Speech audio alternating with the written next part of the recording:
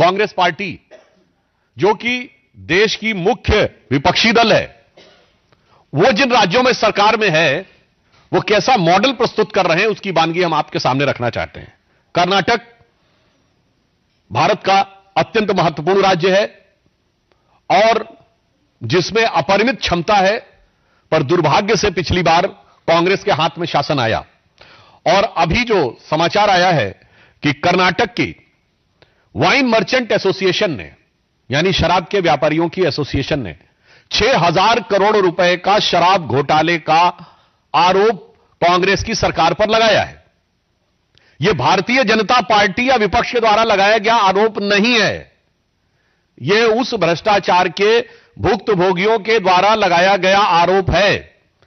Karnataka wine merchant association, और उन्होंने बाकायदा विस्तार से बताया है कि रेस्टोरेंट से लेके होटल्स तक किस प्रकार से अलॉटमेंट में विधिवत रूप से सरकार के भिन्न भिन्न स्तर पर बैठे हुए मंत्रियों और अन्य लोगों को वो भ्रष्टाचार का पैसा जाता था। यानी दिल्ली का शराब घोटाला तो आप सबको याद ही होगा, अब ये कर्नाटक का शराब घोटाला एक नए स्वरूप में सामने आया है। और शराब की लत बहुत बुरी होती है। शराब के बाद अगर दूसरी लत बुरी होती है तो वो जुए की होती है।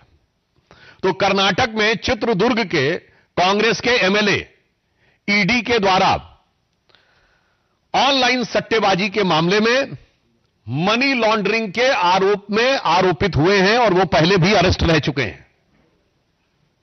अर्थात कर्नाटक कांग्रेस की सरकार, जो पहले भी दलित समाज के लिए स्थापित वाल्मीकि योजना का पैसा उड़ाती हुई, भ्रष्टाचार करती हुई दिख चुकी है, जो मूडा स्कैम में जमीन के घोटाले करते हुए दिख चुकी है, वो अब कर्नाटक में शराब और जुए, इन दो चीजों में आरोपित होकर गहरे सवाल खड़े हो रहे हैं।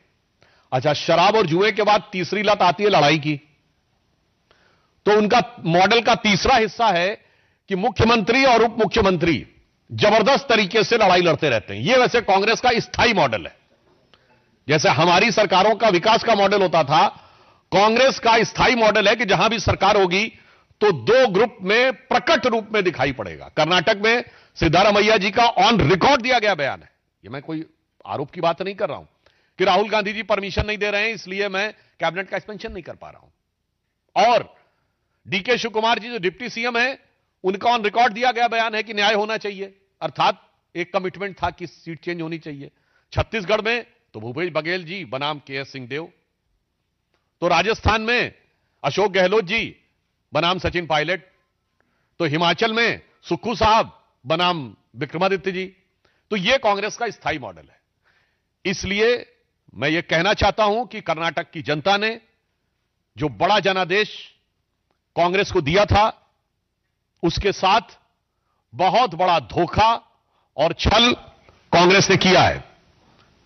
शराब, जुआ और लड़ाई, ये तीन चीजें देखने को मिल रही हैं और इसमें कांग्रेस इस कदर मदहोश है कि उसे विकास और कर्नाटक की जनता के हित का होश नहीं रहा है। उन्हें समझाने पर भी कोई बात समझ में नहीं आ रही है। तो उनके लिए एक पंक्ति ध्यान आती है कि कांग्रेस मानो यह कह रही हो कि मुझको यारों माफ करना, मैं नशे में हूं और बोतल में मैं में नशा। यहां पे मैं का मतलब शराब होता है ना, बोतल में मैं में नशा और मैं नशे में हूं। तो वो मोदी विरोध के नशे में इस कदर धुत हैं कि अब जहां जहां सत्ता में हैं वहां पर वो समाज कल्याण, जन विकास का कोई कार्य न करते हुए सिर्फ भ्रष्टाचार में आकंठ डूबकर और अपनी स्वार्थ सिद्धि में और समाज को तोड़ने बांटने में लगे हुए हैं। दूसरा विषय जो हम आपके ध्यान में लाना चाहते हैं, अभी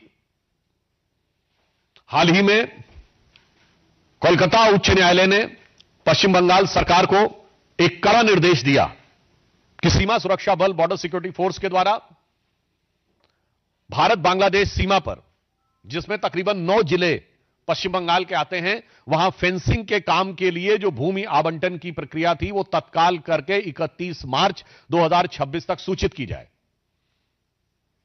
यह राष्ट्रीय सुरक्षा की दृष्टि से अत्यंत महत्वपूर्ण कदम है, परंतु यह एक बहुत दुखद, दुर्भाग्यपूर्ण और विचलित करने वाला प्रश्न उठाता है। यह साफ दर्शाता है कि पश्चिम बंगाल की तृणमूल कांग्रेस के शासनकाल में देश की सीमाओं पर सुरक्षा की कीमत पर घुसपैठियों के वोट के लालच में, सिर्फ क्षुद्र राजनीतिक स्वार्थ में राष्ट्र की सुरक्षा का सौदा किया जा रहा था। उच्च न्यायालय का निर्णय एक प्रकार से उनकी नीतियों पर करारा प्रहार है, जिसे अगर मैं एक पंक्ति में कहूं तो इस निर्णय के बाद वो नकाब उठ गया है कि पश्चिम बंगाल की तृणमूल कांग्रेस सरकार घुसपैठिया परस्त है और उसके शासनकाल में राष्ट्रीय सुरक्षा संकटग्रस्त है। और हमें पूर्ण विश्वास है कि राष्ट्रीय सुरक्षा को संकटग्रस्त करने वाली इस सरकार को, इस घुसपैठिया परस्त सरकार को पश्चिम बंगाल की जनता आगामी चुनावों में तृणमूल से उद्ध्वस्त कर देगी और भारतीय जनता पार्टी को निर्णायक, प्रभावी और प्रचंड जनादेश देगी, ताकि राष्ट्र की सुरक्षा और पश्चिम बंगाल के जन जन के